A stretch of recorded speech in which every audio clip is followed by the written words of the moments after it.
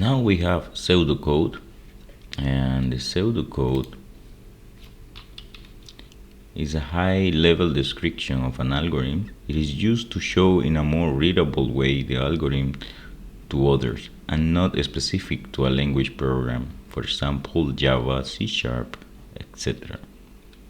However, there are some styles related to program languages.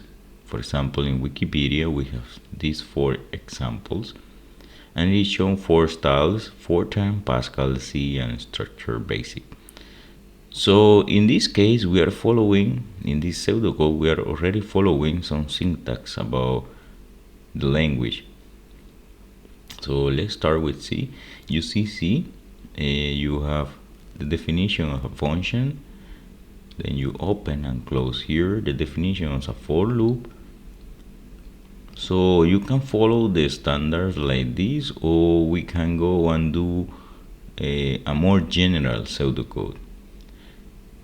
So here in this course I will use the general pseudocode because then we're gonna translate it for different languages, so we need a more general pseudocode.